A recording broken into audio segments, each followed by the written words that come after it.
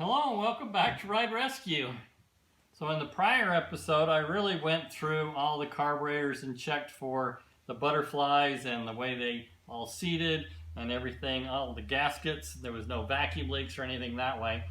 So this time now I need to look at what jets are in these carburetors, because it still didn't run after all that work.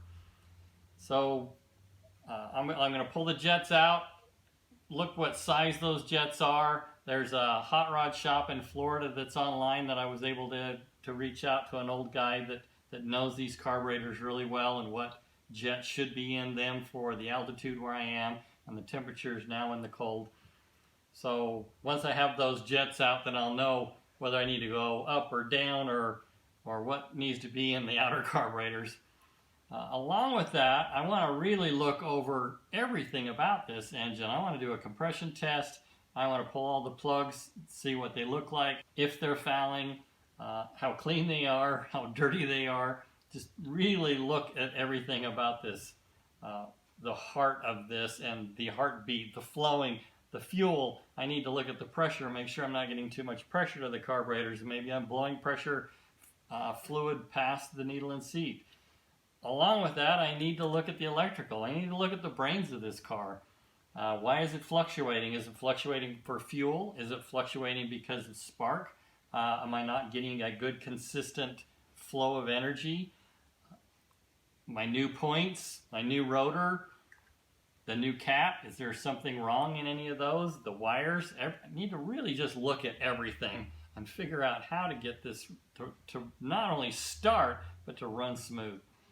Well, after that catastrophic failure, while I'm waiting for new mufflers to show up, I decided to pull the spark plugs and see if they're fouled. What do they look like? It's not as bad as I thought. I was expecting that to be blacker and more signs of excess fuel around the edge. So that's a good sign, but at the same time, it's not giving me a real solution. I still believe that it's getting too much fuel and it needs to be jetted down. I'll pull a couple other plugs here and see if I do have any others that might be fouled out. That's a little more what I expected. Pretty heavy black soot. Got a little built up around the base.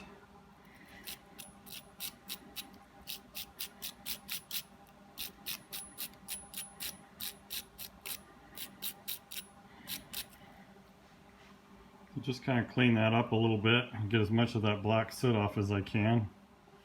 Pull a couple off the other side. This tells a story, a little more of what I was expecting. Not only is it fairly black, it's not sooty, but it's wet. So it doesn't look like the end is really gunky and could be fouling out, but when it's that wet, it's not getting a good fire. So I'll definitely want to check, make sure that's getting good spark too. Again, we're looking at wet, black. Not too sooty, but there is a little soot around that edge. Here's the number 1 piston. Same thing. Not as wet, but you can see the top of the probe.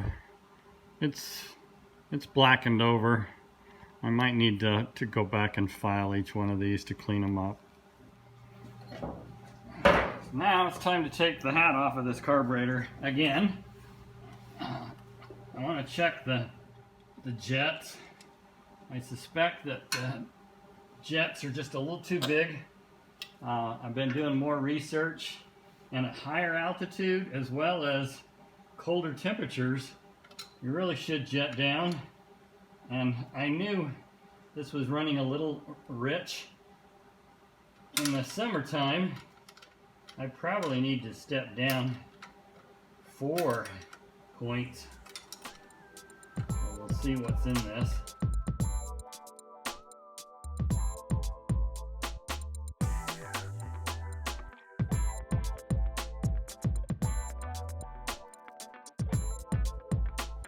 So you can see the jet. There we go. It's kind of hard to see with the reflection of the fuel, but you have the rod here, and then you've got the two jets. It's just a matter of twisting that jet out, and then there should be a number on the end of each jet. If they've been drilled out, the number doesn't mean anything.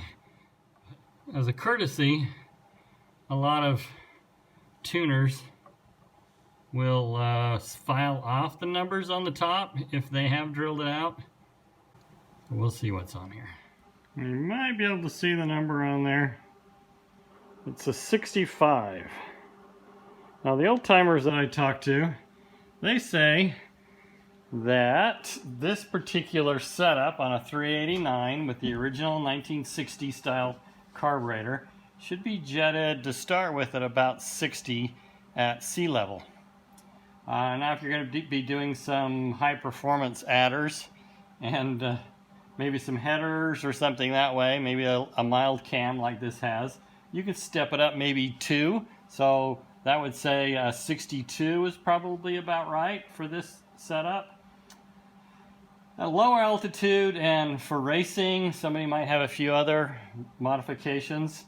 The 65 is about where it should be. Well, since this is all stock other than the mild cam, especially at this altitude, so the 65 is way too much. So what I'm finding out is probably should be more in the range of 58 to 59.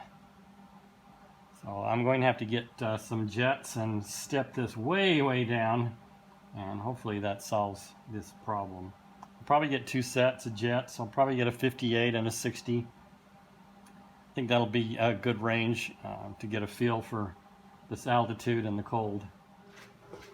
So I have this cruddy old carburetor from the parts car. I'm going to see what jets this has in it. I opened up one of these one time and had dead bugs inside. It's got grass in it and some ants, dead ants. These jets are 61s. That might not be a bad thing to test and just give it a try. I'm going to assume that the power valve in this carburetor was changed to match the jets. According to the old timer, if you change the jets, you should change the power valve. Since I'm stealing the jets out of the other carburetor only had 70,000 miles on it when it was pulled. So this particular power valve that I took out of that other carburetor looks excellent. The one that's in this carburetor does look like it's been removed a few times. So I'm going to go ahead and switch that as well while I'm at it. You can kind of see the two differences in these power valves. And according to the old timer, they do have stamps on the top of them. So you can mate it up to the jets. I don't see any markings on either one of these. But this is the one that would be a match to those two that I stole out of that other carburetor. So I'm going to switch that one in.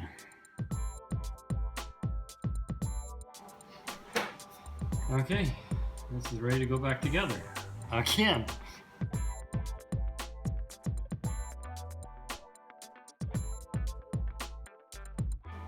Now that I know what jets are in the center carburetor, I want to investigate what is in the outer carburetors.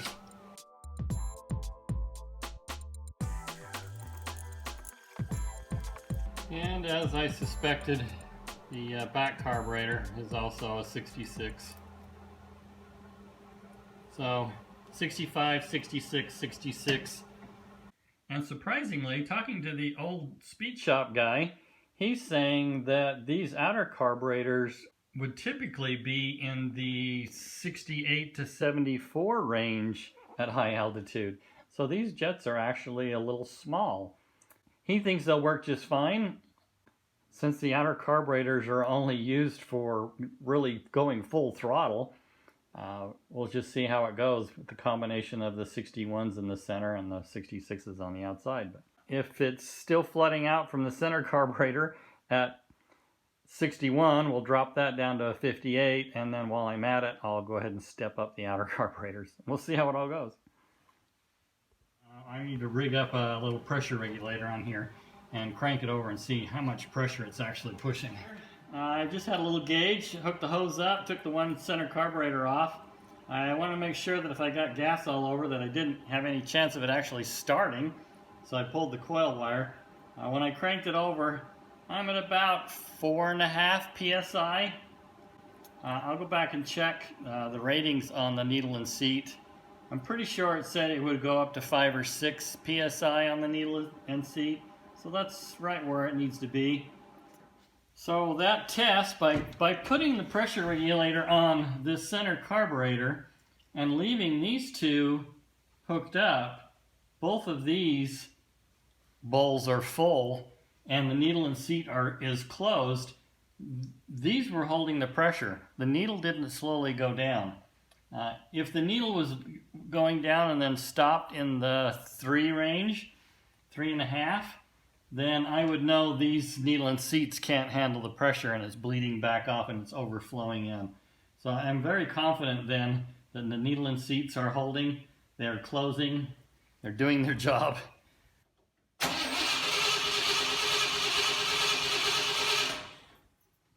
Okay, I'm not seeing any leaks. Everything looks good. In order to rule out every possibility of issues with this engine, I'm going to go ahead and do a compression test. It is a brand new motor. Everything's been rebuilt, but you just never know. Something could go wrong. A stuck valve, bad valve. I just got such strange symptoms that I've never seen before. I want to rule everything out.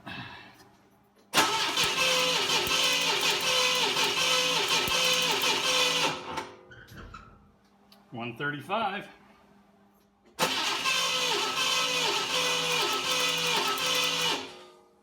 And $135.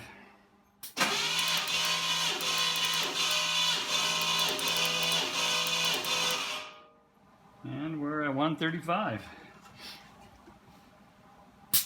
So I consistently have between 125 and 135. I think there was one that was just a little bit lower than 125, but I was having a really hard time getting a good solid seal on that one, get it really tight. But even at 120, I'm very confident that I'm not having any compression issues. So I wasn't really having a miss anywhere either, but I just wanted to make sure that nothing got damaged in that explosion. I'm going to take a little bit of emery cloth and just lightly sand the inside of the spark plug.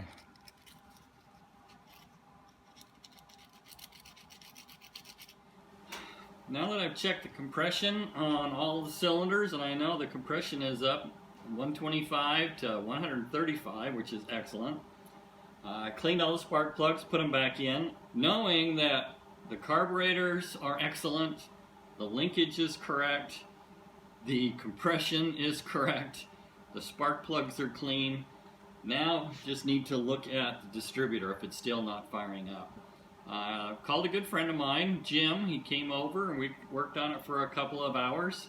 He had a great idea to hook the coil up to the timing light, and if we're cranking the vehicle over and the timing light is staying at a good constant flash off of the coil, then we know everything is good when it comes to the coil and points, condenser, everything that way.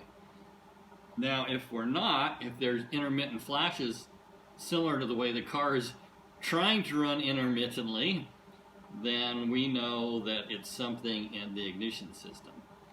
Versus if we just hook it up to one plug wire and we just test that particular plug.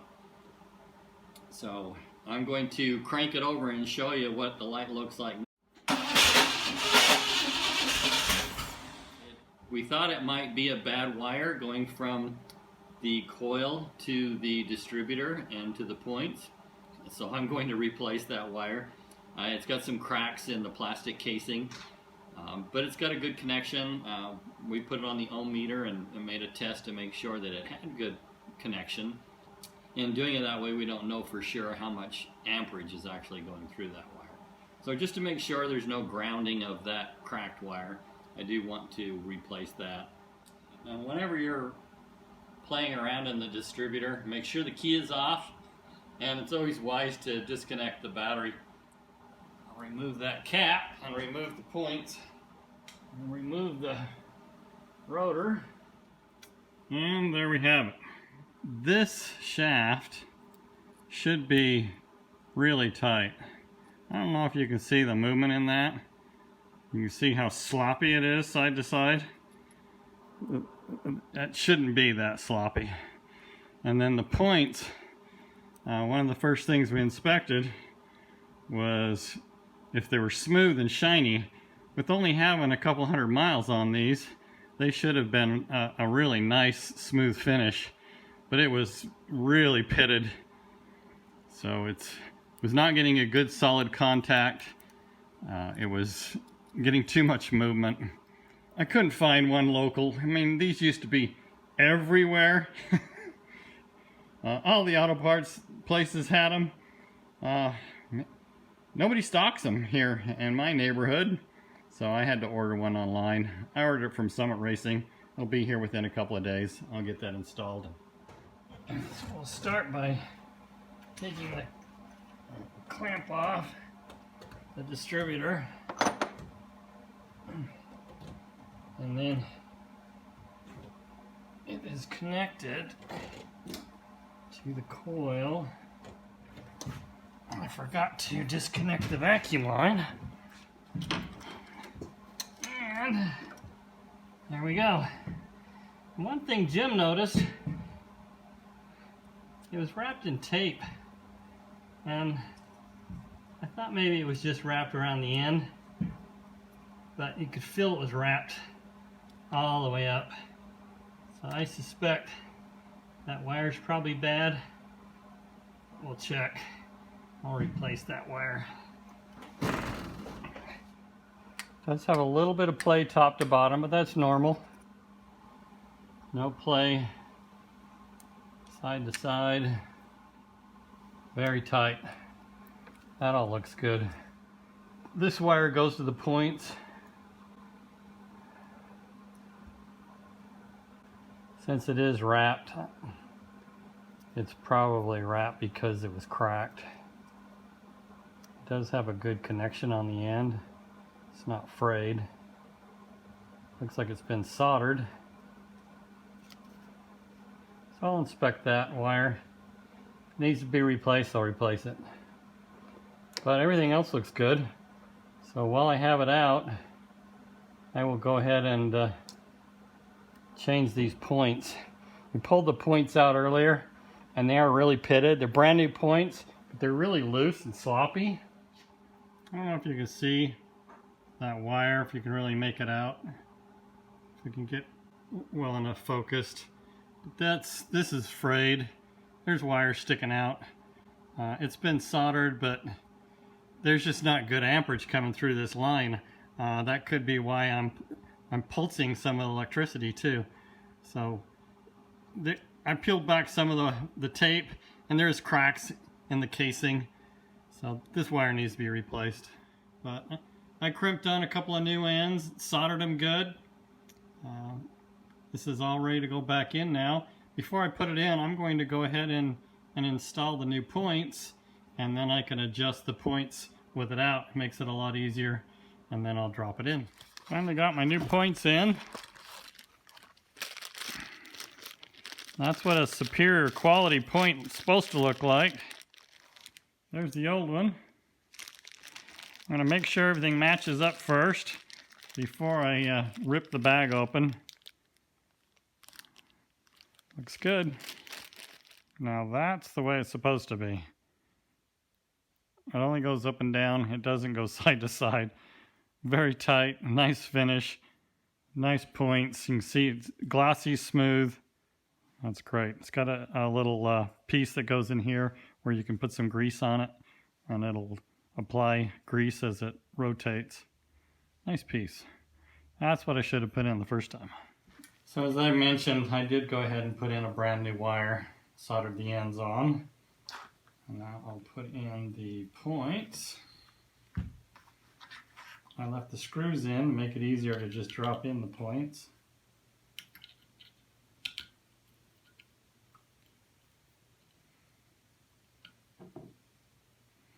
There is a alignment pin, a pivot pin in the middle to make sure that's seated well. Tighten it down snug.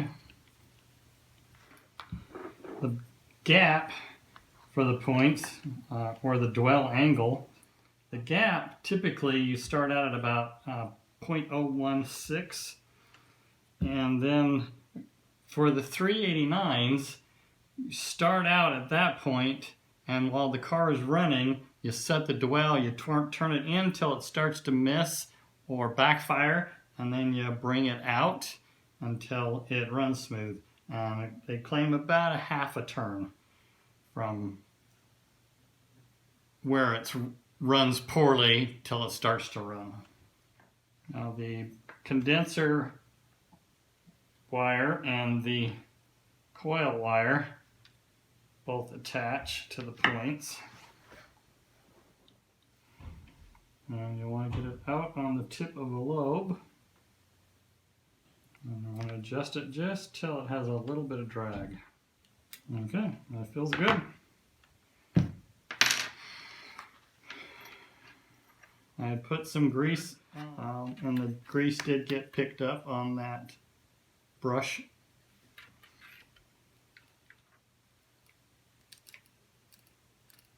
Looks good, sounds good. The rotor has square marks and round marks if you've never seen the inside of one of these before. So it's just a matter of lining up the square hole and the round hole.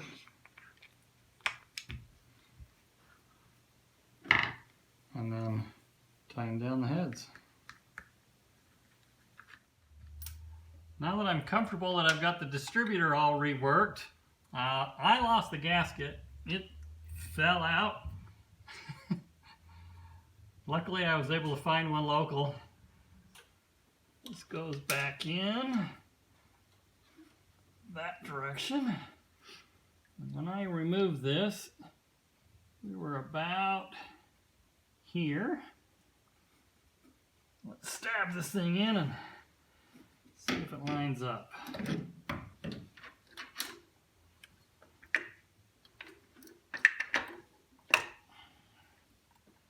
Okay, well that feels about right. It dropped down where I expected it to drop down. Cut the cap back on. Need to get that wire connected to the coil. We'll check each wire. Make sure none of them have come loose or come out of their resting place. And everything's good. Well, I need to clean up all the engine bay here. Well, thank you for watching this episode of Ride Rescue. If you like what I'm doing, please like the video, share it with your friends, your family, anybody else you might know that might be interested in what I'm doing, this crazy tri-power setup. Appreciate you watching. If you haven't subscribed already, please subscribe. Leave me a comment. I'd love to hear from you. We'll see you again on the next video. Bye for now.